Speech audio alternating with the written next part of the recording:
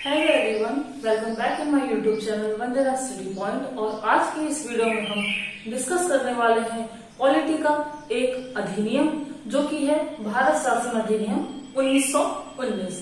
तो आज का हमारा ये टॉपिक इम्पोर्टेंट होने वाला है सभी प्रतियोगी परीक्षाओं के साथ ही साथ। अगर आप यूकेपीएससी मेंस देने वाले हैं या यूकेपीसीएस 2022 की तैयारी कर रहे हैं या फिर आप एस्पिरेंट है यूपीएससी सीएससी की, तो इस लिहाज से ये टॉपिक आज का हमारा बहुत इंपॉर्टेंट होने वाला है।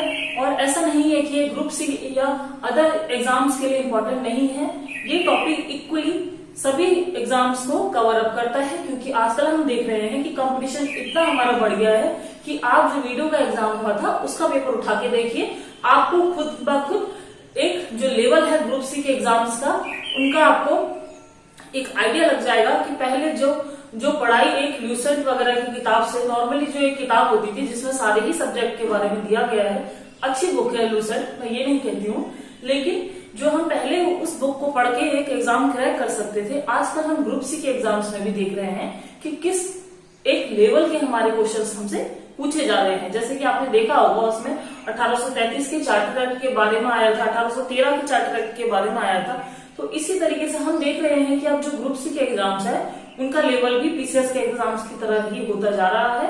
और हमारे देश में बेरोजगारी बहुत ज्यादा है, इसलिए गवर्नमेंट अब बहुत ज्यादा कंपटीशन इसमें हमारे पास हो गया है कि गवर्नमेंट द्वारा भी एक लेवल का पेपर तैयार किया जा रहा है ताकि वो एक अच्छे से अच्छे कैंडिडेट को, जिसकी बहुत अच्छी खासी नॉलेज है, उसे अगर वो ग्रुप सी का भी कोई पद पाना चाहते हैं तो वहां पे भी जाने की वो एकदम योग्य हो। तो आइए शुरुआत करते हैं आज के टॉपिक के साथ, जिसका नाम है भारत शासन अधिनियम। तो सबसे पहले शुरुआत कर लेते हैं भारत शासन अधिनियम के बारे में। भारत शासन अधिनियम हमारा 1919 आया था, ठीक है। तो इसकी जो शुरुआत होती है ये अगस्त 1917 में होती है। 20 अगस्त 1917 में जो हमारी ब्रिटिश सरकार होती है, जो भारत में चार्टर एक्ट लाती है, कुछ अधिनियम बनाती है, ठीक है, ताकि भारत की जो जनता है उनके लिए, उनको अट्रैक्ट करने के लिए, उनको ऐसा लगे कि हाँ ब्रिटिश सरकार हमारे लिए भी हमारे हितों में काम कर रही है। तो इस प्रकार से जो ब्रिटिश सरकार है वो कुछ ना कुछ एक्ट्स या कुछ अधिनियम के थ्रू भारत के जो लोग हैं उनको लाभ पहुंचाना चाहती है। मोटो उनका कुछ और ही होता है इस लाभ के पीछे, क्योंकि वो किसी का उतना भला नहीं चाहते हैं, वो चाहते हैं कि वो अच्छे से यहाँ पे शासन कर सके और भारतीयों को भी इतना यकीन दिला सके कि जो हम यहाँ पे शासन कर रहे हैं वो आप लोगों की बेहतर एक फ्यूचर के लिए है, आपके अच्छे बच्चों के अच्छे करियर के लिए है। वो कुछ इस प्रकार के लॉस बनाते हैं, कुछ इस प्रकार की स्थितियां क्रिएट कर देते हैं कि जो रूढ़िवादी परंपरा है उनको मिटाने की कोशिश करते हैं, ताकि भारतीयों को ऐसा यकीन हो कि हाँ अंग्रेज हमारे लिए भारत में कुछ अच्छा कर सकते हैं और आगे अच्छा करेंगे। और इसी प्रकार अंग्रेजों द्वारा कई महत्वपूर्ण कदम उठाए जाते हैं भारतीयों के हितों के लिए, जिसमें से एक भारत शासन अधिनियम 1919 है। तो 20 अगस्त 1917 को, ठीक है, ब्रिटिश सरकार द्वारा ये घोषित किया जाता है कि ब्रिटिश सरकार का उद्देश्य क्या है, भारत में उत्तरदायी सरकार की स्थापना करना है, ठीक है। तो आप समझ रहे होंगे कि अगस्त 1917 में ही ब्रिटिश सरकार द्वारा ये कह दिया जाता है कि हमारा जो उद्देश्य है भारत में उत्तरदायी सरकार की स्थापना करना है। फिर ये जो अधिनियम आता है, हम देख ही रहे हैं कि भारत शासन जो अधिनियम है हमारा, ये आता है हमारा 1919 में, ठीक है। इसको भारत शासन अधिनियम को हमारा मॉन्टेग्यू चेम्सफोर्ड अवार्ड भी कहा जाता है, ठीक है। तो मॉन्टेग्यू चेम्सफोर्ड अवार्ड भी इस अधिनियम को कहा जाता है क्योंकि उस समय जो मॉन्टेग्यू थे वो भारत के राज्य सचिव थे और जो चेम्सफोर्ड थे वो भारत के वायसराय थे उस समय, ठीक है। तो ये हमारा होता है मॉन्टेग्यू चेम्सफोर्ड अधिनियम भी इसे कहा जाता है। तत्कालीन जो मॉन्टेग्यू थे उस समय हमारे ये थे भारत सरकार के राज्य सचिव, ठीक है।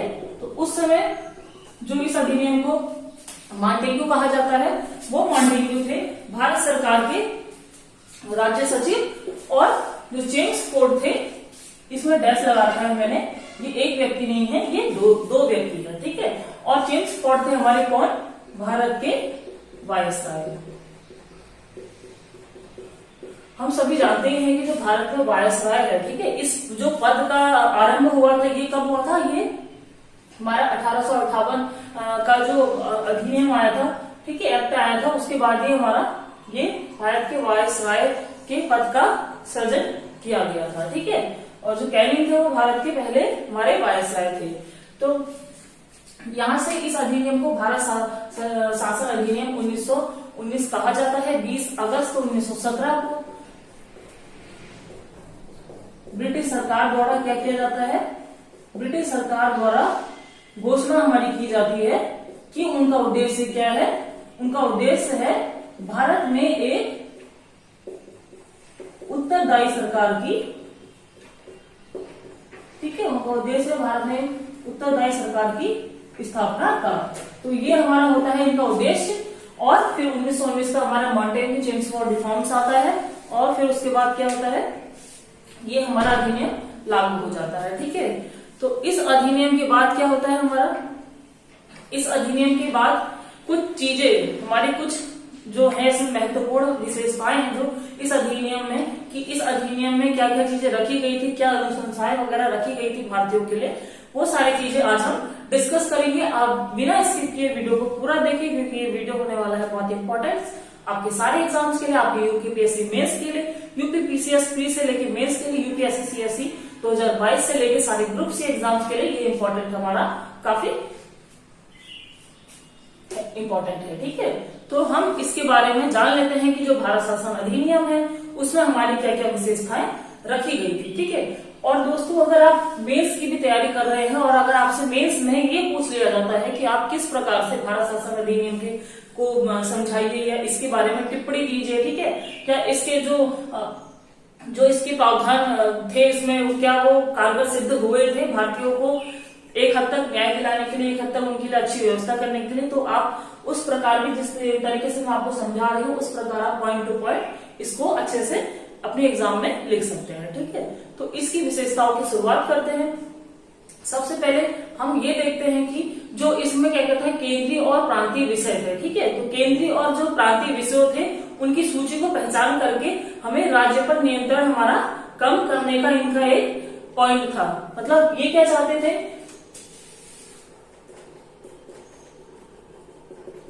इनके द्वारा क्या किया गया था कि जो केंद्र के विषय हैं, ठीक है, केंद्रीय और प्रांतीय, केंद्रीय और प्रांतीय जो विषयों की सूची है, ठीक है, इन दोनों की जो विषय हमारे जैसे केंद्र के अलग होते हैं, प्रांत मतलब राज्यों के अलग होते हैं, तो प्रांतों के जो केंद्र और जो प्रांत के विषय हैं उनको पहचान करके, ठीक है, के विषयों की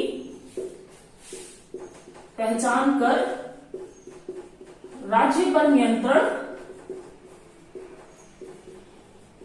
कम करना, ठीक है।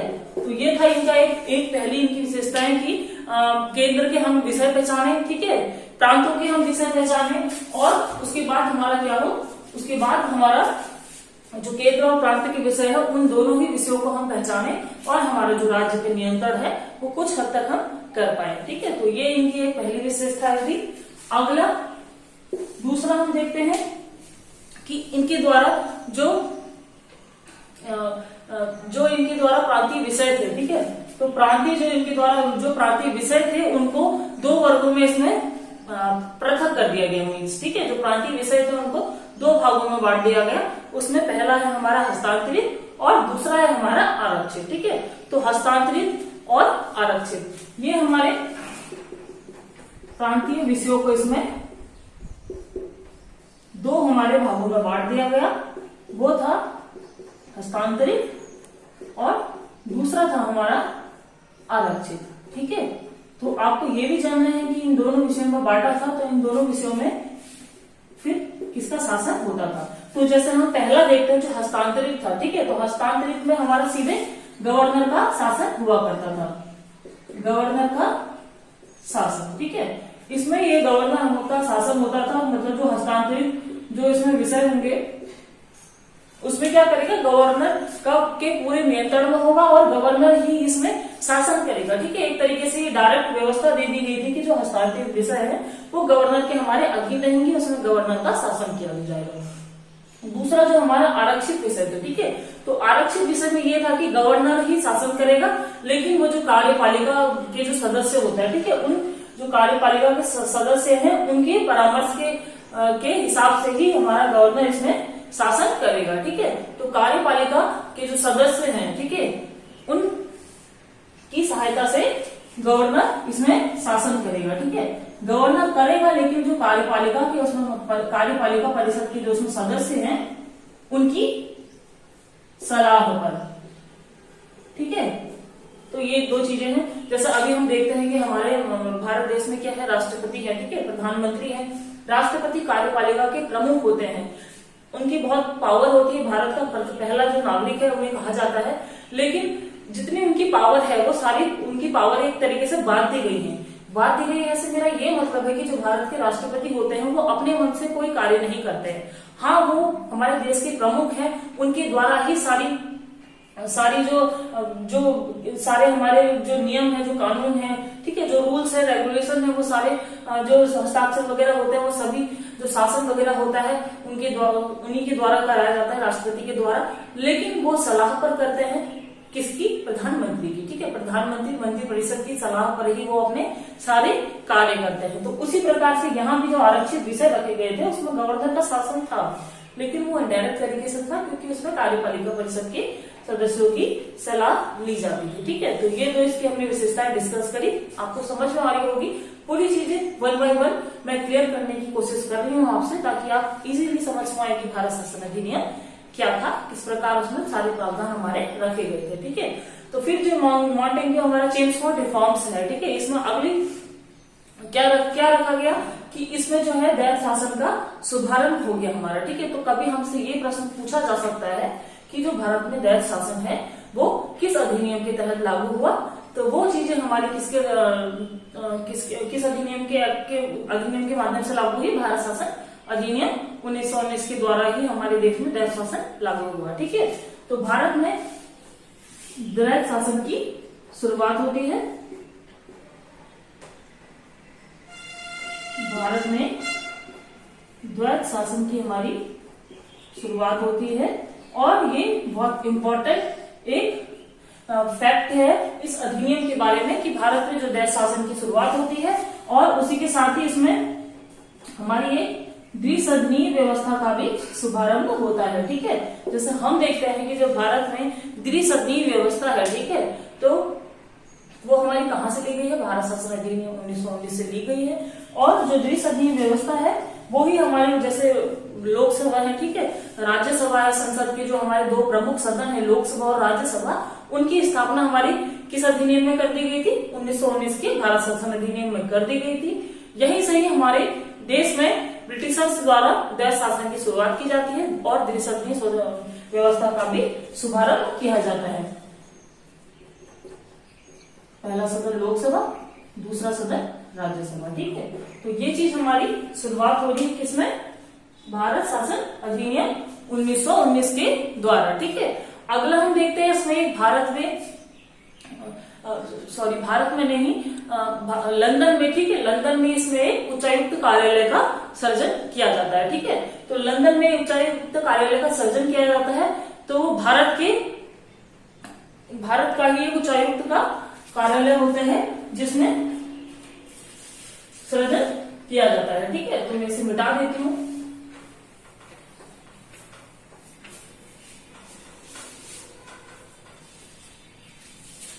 इसकी अगली विशेषता ये है कि इसमें हमारा लंदन में क्या किया जाता है?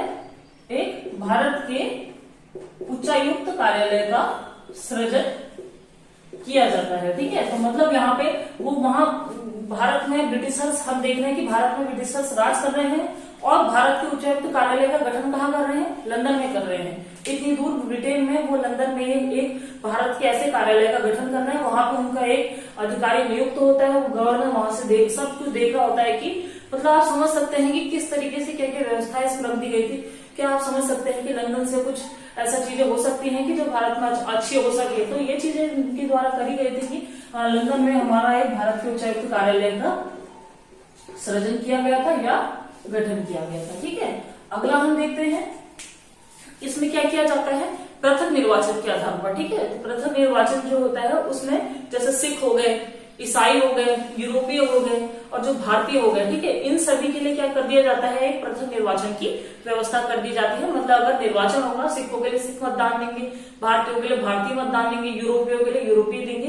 तो इस प्रकार से इसमें हमारी पृथक निर्वाचन की व्यवस्था कर दी जाती है सिखों, भारतीयों, यूरोपियों एवं इसके लिए ईसाइयों के लिए, ठीक है। ईसाइयों के लिए क्या की जाती है, इसमें पृथक मतदान की व्यवस्था। तो आपसे पूछा जा सकता है कि जो पृथक मतदान की व्यवस्था है, सिख हो गए या भारतीय हो गए, ठीक है, या हमारे यूरोपीय हो गए, ईसाई हो गए, तो इसमें किन किन के लिए पृथक निर्वाचन की व्यवस्था की गई थी, यह आपसे पूछ लिया जा सकता है। अगला देखिए, अगला पॉइंट इसमें यह है कि जो वायसराय की कार्य परिषद, हमारी जो वायसराय की हम देखते हैं कार्य परिषद थी, ठीक है।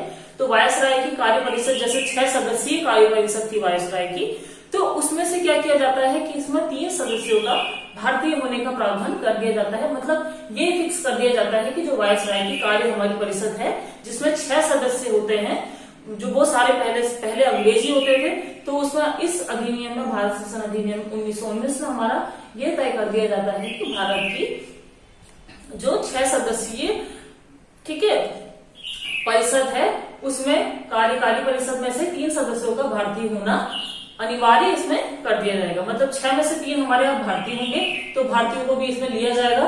तो इसमें कमांडर इन चीफ को ये छोड़कर कहा गया था, ठीक है। तो कमांडर इन चीफ एक्सपेक्ट हमारा कमांडर इन चीफ को छोड़ के जो 6 सदस्यीय कार्यकारी परिषद है उसमें से 3 सदस्यों का भारतीय होना हमारा अनिवार्य कर दिया गया, ठीक है। तो वायसराय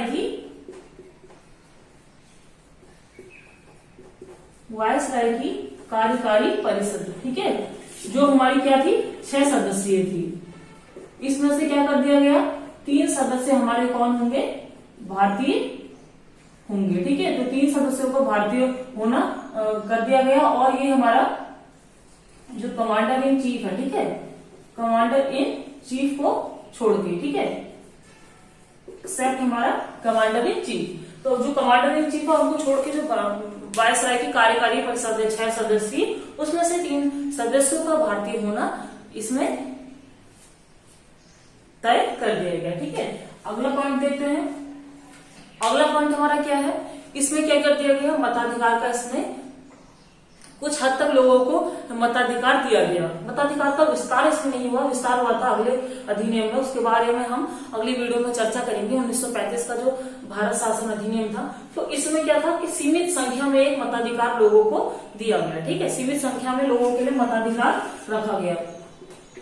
सीमित संख्या में लोगों को मताधिकार प्राप्त हुआ, ठीक है। तो इसमें लोगों को सीमित संख्या में मताधिकार हमारा प्राप्त हुआ, ये एक चीज इसमें रखी गई। अगला हम इसमें ये देखते हैं कि जो हमारा बजट है, ठीक है, बजट केंद्रीय बजट को जो रेलवे बजट था उससे अलग कर दिया गया, ठीक है। दोनों बजट को अलग अलग कर दिया गया। तो केंद्र का बजट अलग और राज्य का रेलवे का बजट अलग कर दिया गया, ठीक है।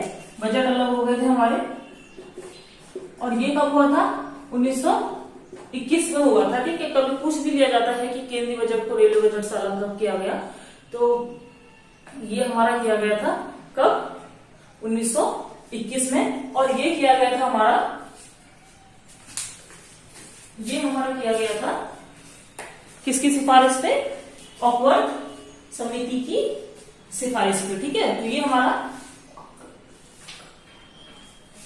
ऑकवर्थ समिति की सिफारिश पे जो हमारा 1921 में बजट था, उससे पहले पूर्व में बजट दोनों साथ में पेश किए जाते थे। तो यहाँ पे हमारे केंद्रीय बजट को रेलवे बजट से अलग कर दिया गया, ठीक है। और ये किया गया था ऑकवर्थ समिति की सिफारिश पे, ठीक है। तो ये इतने प्रावधान इस वाले एक्ट में हमारे किए गए थे। इसके साथ ही साथ इसमें सिविल सेवकों की भर्ती के लिए, ठीक है, सिविल सेवकों की भर्ती के लिए एक 1926 में केंद्रीय लोक सेवा आयोग की स्थापना भी इसमें की गई थी। तो 1926 में सिविल सेवकों की भर्ती हेतु आप सभी सभी यूपीएससी के एस्पिरेंट है, बीसीएस के एस्पिरेंट है, तो आपको जानना बहुत जरूरी है कि जो केंद्रीय लोक सेवा आयोग की स्थापना होती है किस अधिनियम के तहत होती है। तो हमारे 1926 में ही सिविल सेवकों की भर्ती हेतु एक केंद्रीय लोक सेवा आयोग की इसमें स्थापना होती है। ठीक है, तो चीजें आपकी सारी 1 बाय 1 क्लियर हो रही होंगी, जो जो इसकी विशेषताएं हैं क्या है। ठीक है, 1926 में क्या हो रहा है, हमारा केंद्रीय लोक सेवा आयोग की स्थापना हो रही है। और मेरी विंडो बार बार बंद हो जा रही है, एक्चुअली आज मौसम भी काफी खराब है और बार बार हवा चल रही है, तो इस वजह से थोड़ा लाइटिंग का भी इशू हो जा रहा है इसमें। तो 1926 में सिविल सेवकों की भर्ती हेतु एक केंद्रीय लोक सेवा आयोग की स्थापना होती है। ठीक है, ये चीज भी आपके लिए जाननी जरूरी है। फिर अगला हम ये देखते हैं कि इसमें क्या हो रहा है, एक वैधानिक आयोग का गठन हो रहा है। वैधानिक आयोग, अच्छा मैं इसे लिख देती हूं साइड में। तो इसमें क्या हो रहा है, वैधानिक आयोग का गठन हो रहा है। ठीक है, उस वैधानिक आयोग का क्या कार्य था कि हर 10 वर्ष बाद अपनी जांच की रिपोर्ट प्रस्तुत करना। तो इसमें हमारा एक वैधानिक आयोग का गठन हो रहा है। वैधानिक आयोग का गठन हो रहा है जिसका कार्य क्या था, 10 वर्ष बाद जांच की रिपोर्ट प्रस्तुत करना। ठीक है, तो ये सारी चीजें हैं जो आज हमने डिस्कस करी भारत शासन अधिनियम के बारे में। मैं स्टार्टिंग से थोड़ा सा आपका रिवीजन करा देती हूँ इन 5 मिनट्स कि आज हमने क्या क्या पढ़ा। ठीक है, स्टार्टिंग होती है 20 अगस्त 1917 से। ब्रिटिश सरकार द्वारा भारतीयों के लिए ये कहा गया है कि उनकी जो स्थापना का एक उद्देश्य है, यहाँ पे उत्तरदायी सरकार की स्थापना करना है। फिर 1919 में मॉन्टेग्यू चेम्सफोर्ड रिफॉर्म्स हमारा आया। मॉन्टेग्यू उस समय भारत के राज्य सचिव थे, चेम्सफोर्ड उस समय भारत के वायसराय थे। तो इसमें क्या क्या विशेषताएं हमने आज के इस टॉपिक में पढ़ी कि पहले केंद्रीय और प्रांतीय विषयों की सूची पहचान करके राज्यों पर नियंत्रण हमारा कम कर दिया गया। फिर हमने पढ़ा कि किस प्रकार प्रांतीय विषयों को 2 भागों में बांट दिया गया, हस्तांतरित और आरक्षित। हस्तांतरित में सीधे गवर्नर का शासन होता था और आरक्षित में किसका शासन होता था, भारत की जो कार्यपालिका परिषद है उनके सदस्यों के सलाह पर गवर्नर इसमें शासन करता था। ठीक है, फिर हमने पढ़ा कि किस प्रकार यहाँ पे दोहरी शासन व्यवस्था की शुरुआत होती है। एक द्विसदनीय व्यवस्था का शुभारंभ होता है, जैसे लोकसभा और राज्यसभा हमारा जो उच्च सदन है, निम्न सदन है, उसकी स्थापना होती है। फिर हमने देखा कि सीमित संख्या में लोगों को इसमें मताधिकार मिला है। उसके बाद हमने देखा कि भारतीयों के लिए लंदन में एक उच्चायुक्त कार्यालय का सृजन किया जा रहा है। फिर हमने इसमें पढ़ा कि जो वायसराय की कार्य परिषद है उसमें कमांडर इन चीफ को छोड़ के जो उनकी कार्य परिषद में से 6 सदस्य हैं उसमें से 3 का भारतीय होना कंपलसरी इसमें कर दिया गया। फिर हमने इसमें पढ़ा कि पृथक निर्वाचन के आधार पर सिखों, ईसाइयों के लिए, ठीक है, यूरोपियों के लिए और भारतीयों के लिए एक पृथक निर्वाचन की व्यवस्था इसमें कर दी गई। हमने इसमें पढ़ा कि किस प्रकार 1921 में जो केंद्रीय बजट है उसको रेलवे बजट से अलग कर दिया गया अपवर्त समिति की सिफारिश पे। फिर हमने इसमें पढ़ा कि 1926 में इसमें सिविल सेवकों की भर्ती है तो एक केंद्रीय लोक सेवा आयोग की स्थापना होती है। हमने इसमें पढ़ा कि जो इसमें एक वैधानिक आयोग का गठन किया जाता है, वो उसका कार्य होता है कि हर 10 वर्ष बाद जांच के लिए जांच करना और अपनी रिपोर्ट प्रस्तुत करना। तो आई होप आपको ये पूरा वीडियो अच्छे से समझ में आया होगा। मैंने कोशिश करी है कि मैं बहुत अच्छे से आसान भाषा में आपको समझा सकूं। तो आई होप वीडियो अगर आपको पसंद आता है तो आप लाइक जरूर करिए, शेयर जरूर करिए। मैंने अभी कुछ दिन पहले ही चैनल स्टार्ट किया है, तो मेरी ये कोशिश रहती है कि मैं अपनी तरफ से आपके लिए कुछ अच्छा कर सकूं, अच्छी वीडियोस ला सकूं जो आपके एग्जाम्स के लिए बेनिफिट आपको दे। और मुझे आपसे इंस्पिरेशन इसी तरीके से मिलेगी। अगर आपको मेरी वीडियोस अच्छी लगती है तो आप लाइक करिए, नए हैं चैनल पे तो सब्सक्राइब जरूर करिए और ज्यादा से ज्यादा शेयर कीजिए। ठीक है, आई होप इसी शुभकामना के साथ आपको best of luck for your preparation. UPPSC mains की आप तैयारी अच्छे से करिए, यूपीपीसीएस भी आप दे रहे हैं तो बहुत अच्छे से तैयारी करिए। हर चीजों को, हर टॉपिक को जो सिलेबस में हमारे दिए गए उनको पार्ट्स में डिवाइड करिए। डेली के अपने टारगेट सेट करिए और टारगेट के हिसाब से अपना एक डायरी बनाइए, अपना फिक्स कर लीजिए। मैं भी ऐसा ही किया करती थी। जिस हिसाब से आज मेरी तैयारी है, मैं एज ए टीचर आपको पढ़ा रही हूँ वही सब चीजें जो मैं भी पढ़ा करती थी और मैं कई बार मैंने रिवीजन किया है इन चीजों का, और मैं आज भी लक्ष्मीकांत की बुक पढ़ती हूँ। वो मुझे बेस्ट बुक लगती है, आप भी उसे जरूर पढ़ें। मुझे इतनी अच्छी लगती है लक्ष्मीकांत की बुक कि मैं उसे डेली कुछ ना कुछ उसमें से कोई चीजें रिवाइज करती हूँ और पढ़ती हूँ, क्योंकि मुझे ये अच्छा लगता है। तो आप भी पढ़िए, अपनी डेली की टारगेट सेट कीजिए, आप फिक्स कर दीजिए कि आपको कितने सब्जेक्ट को किस किस घंटे में टाइम देना है, और उस पर्टिकुलर सब्जेक्ट में अगर आप कुछ पढ़ने जा रहे हैं, पॉलिटी पढ़ने जा रहे हैं, तो आप उसमें कौन सा चैप्टर आज कवर करेंगे, कौन सा चैप्टर कल कवर करेंगे, उसके अंतर्गत आप क्या टॉपिक पढ़ेंगे।